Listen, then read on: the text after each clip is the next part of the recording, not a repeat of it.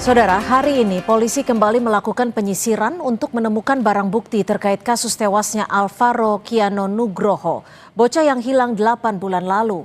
Penyisiran dilakukan di jembatan Cilalai, Tenjo, Bogor, Jawa Barat.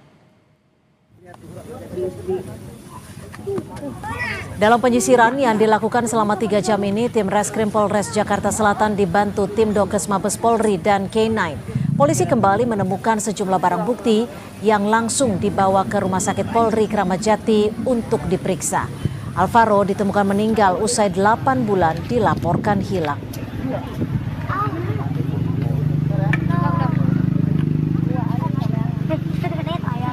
Dapatkan beberapa tulang yang diduga adalah anak tersebut, sehingga tulang ini akan kami bawa lagi ke Rumah Sakit Kramat Jati. Untuk diduganya itu ditemukan ada rahang bawah, di mana di rahang bawah itu untuk skalanya masih kecil, jadi curiganya dan itu ada api, sehingga kami belum ronsen lagi dan koordinasi dengan dokter gigi forensik.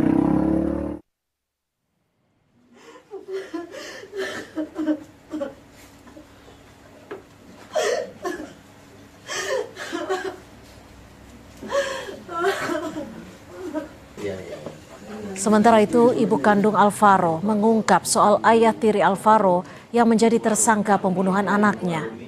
Arumi, ibu Alvaro, bilang ayah tiri Alvaro sering ikut mencari keberadaan Alvaro saat hilang. Ibu Alvaro juga bilang jika ayah tiri Alvaro memiliki sosok yang temperamen.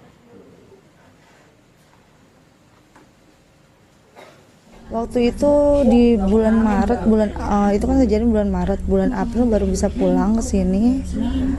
Ya udah, bulan April ke sini itu cari sih.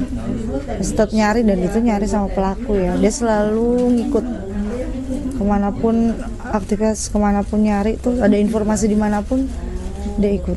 Iya, Ibu maaf ini. Kita sama-sama aja itu, dia kan emang orangnya temperamental ya. Emang orangnya seperti itu. Kalau dia bikin statement saya selingkuh atau itu, gak ngerti itu alibi dia dari mana.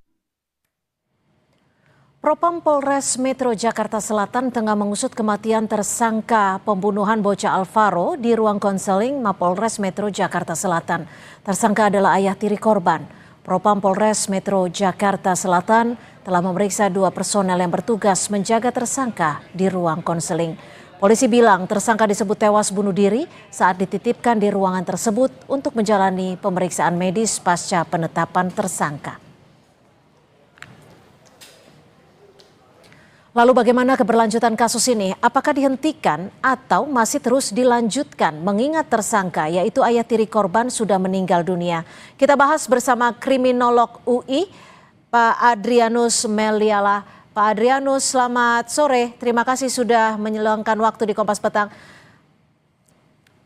Pak Adrianus, selamat sore. Hari ini polisi kembali melakukan penyisiran di lokasi ditemukannya kerangka yang diduga milik Alvaro ini. Bagaimana kasus ini keberlanjutannya? Apakah akan dihentikan atau tetap bisa dilanjutkan ketika tersangka sudah meninggal dunia? Ya, sesuai dengan KUHP, maka memang begitu tersangka meninggal dunia maka kasus bisa dihentikan ya, kasus ditutup gitu. Namun kemudian kalau kita lihat misalnya bahwa terkait dengan kematian Alvaro itu dikabarkan bahwa ada pihak-pihak lain yang ikut serta membantu menolong dalam rangka menculik Alvaro, lalu kemudian membuang Alvaro di tepi sungai ya, artinya si pelaku dalam hal ini bapak tiri Alvaro itu tidak sendirian, maka tentu ada cukup dasar ya untuk kepolisian membuka kasus ini terus, khususnya dalam rangka mengimplikasikan pihak-pihak yang terlibat itu ya, dengan kata lain tersangkanya kemudian lalu mereka tentu bukan tersangka dalam arti menjadi pelaku utama, tapi paling tidak dalam rangka membantu ya, bersama-sama untuk. Nah, itu pasalnya tuh ya, sehingga kemudian lalu kasus ini bisa dapat dibuka. Demikian. Artinya hanya untuk menelusuri tersangka yang pihak yang membantu. Lalu apakah wajar ketika kasus ini harus dihentikan? Namun di sisi lain penyelidikan sebenarnya belum selesai, konstruksinya juga belum selesai. Ya begitu kata, pertama begitu kata KUHP ya. Yang kedua, ya, kalaupun dilakukan penyelidikan, kan sebetulnya ujung-ujungnya kan juga nanti pada tersangka. Nah, tersangkanya sudah meninggal kan. Jadi kan logika hukumnya kan adalah bahwa nanti pada ujungnya akan meminta pertanggungjawaban pidana dari tersangka begitu. Nah, tersangkanya udah meninggal. Jadi dengan kata lain, yang untuk apa dilakukan kalau toh si pelaku sudah meninggal dunia? Mungkin begitu logikanya. Ini kan kematian tersangka saat berada di ruang konseling Polres Jakarta Selatan, artinya berada di bawah pengawasan kepolisian. Lalu apa yang bisa Anda lihat di sini? Apakah ini bisa memutus rantai informasi yang bisa diperoleh dari tersangka utama? Jelas ya, dan tentu ini membuat banyak pihak nggak puas ya, paling nggak para pengamat terkait dengan sebetulnya pertama mengapa dia lalu kepikir ya memilih untuk menculik anak dirinya sendiri. Itu yang pertama. Jadi kalau misalnya marah pada istri, ya kan ada yang lain begitu ya.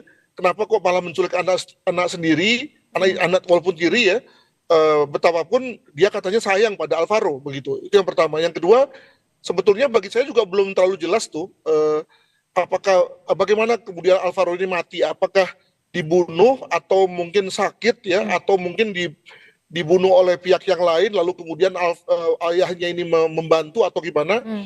Kelihatannya pada waktu ditangkap oleh polisi, Alvaro ayah tirinya itu mengatakan bahwa dialah yang membunuhnya. Tapi itu amat janggal. Mengapa? Karena biasanya pelaku itu tidak pernah mengimplikasikan diri sendiri, tidak menyatakan bahwa sayalah pelakunya. Dan kalaupun ada yang menyatakan begitu, maka polisi wajib tidak percaya. Maka dengan kata lain perlu ada pembandingnya. Nah, untuk itu maka perlu untuk melakukan pengejaran ya terhadap pihak yang lain yang membantu si bapak tirinya ini untuk membuang jenazah Alvaro, karena dengan begitu menjadi jelas apa sih yang terjadi sebetulnya, apakah betul bapak tirinya yang membunuh dan seterusnya. Jika Anda menyebut ada kejanggalan saat memberikan pernyataan ataupun keterangan kepada polisi dari pihak tersangka, lalu Anda melihatnya ada kejanggalan tidak dengan kematian tersangka ini? Ya, jadi saya kira si pelaku ini memang sudah nothing tulus ya, sudah kehilangan istri, kehilangan anak, ditersangkakan pula, dengan kata lain perbuatannya diketahui, maka dia mungkin berpikir ya untuk apa lagi saya hidup, maka kemudian lalu dalam kesempatan pertama dia lalu mengambil apalah begitu ya untuk kemudian gantung diri. Jadi saya pikir janggalnya di situ, dari segi bahwa dia lalu kemudian seperti bersedia juga lalu menanggung beban, menyatakan bahwa dialah pelakunya. Ya, sekali lagi ya, kita perlu pembanding atau perlu data lain untuk mengatakan bahwa apa yang dikatakan itu sebagai benar. Demikian. Oke, tapi begini Pak Adrianus, ketika seorang tersangka di bawah pengawasan polisi meninggal dunia, apa saja yang harus diberikan ataupun dibuktikan kepada polisi, kepada publik bahwa yang bersangkutan betul meninggal dunia dan tidak ada dugaan foul play? Maksudnya foul play itu apa? Maksudnya ketika berada di bawah tekanan dari pihak penyidik. Ya, saya kira bagus itu pertanyaannya, karena jelas-jelas bahwa ketika seseorang berada dalam kendali polisi, maka boleh dikatakan bahwa sebagian dari hak asasinya sudah mulai hilang gitu ya, dan seluruhnya itu berada di bawah kendali polisi. Polisi tidak bisa mengatakan apapun selain daripada bahwa dia yang bertanggung jawab. Betul sekali kalau memang dalam hal ini ada semacam pertanyaan dari masyarakat tentang apa sebetulnya yang terjadi, apakah memang itu gantung diri atau yang lain ya. Saya misalnya mendengar juga dari media bahwa pemakaman si tersangka ini dilakukan diam-diam. Keluarga tidak tahu, ya tahu-tahunya bahwa si tersangka sudah dikebumikan, dan juga hanya diberi satu versi bahwa dia bunuh diri. Ya, setelah itu kemudian nggak diketahui apakah betul, misalnya dengan cara apa dan seterusnya. Jadi saya kira wajar bagi keluarga untuk menuntut informasi itu sebagai bagian akuntabilitas polisi gitu ya. Itu yang pertama. Yang kedua juga saya juga keberatan tuh kalau kemudian yang dipersalahkan adalah 2 orang yang menjaga di ruang konseling itu. Yang dipropamkan ya. Betul. Kenapa? Karena kalau memakai pendekatan akuntabilitas, maka juga pihak yang 1 atau 2 langkah ke atas itu harus tanggung jawab tuh. Dengan kata lain, kalau misalnya dia adalah 2 orang itu adalah brigadir, maka tentu aibda ibtunya ya, atau ibtunya itu harus tanggung jawab tuh. Jangan Oke. kemudian lalu para perwiranya kemudian lalu lepas tangan. Demikian. Artinya harus setransparan apa penyidik polisi tidak hanya menuntaskan kasus kematian Alvaro, tapi di sisi lain kita mempunyai kasus baru, yakni penyebab dari kematian tersangka ayah tiri Alvaro ini. Ya saya kira semakin terang semakin baik ya. Kecuali khususnya ketika polisi sendiri memang tidak ada yang disembunyikan, dengan kata lain bahwa memang si pelaku adalah melakukan bunuh diri gitu ya. Tapi kalau kemudian betul seperti yang tadi Mbak katakan bahwa dia mati karena disiksa misalnya, maka ya menjadi cukup wajar kalau kemudian ada yang disembunyikan. Nah, moga-moga tidak ya.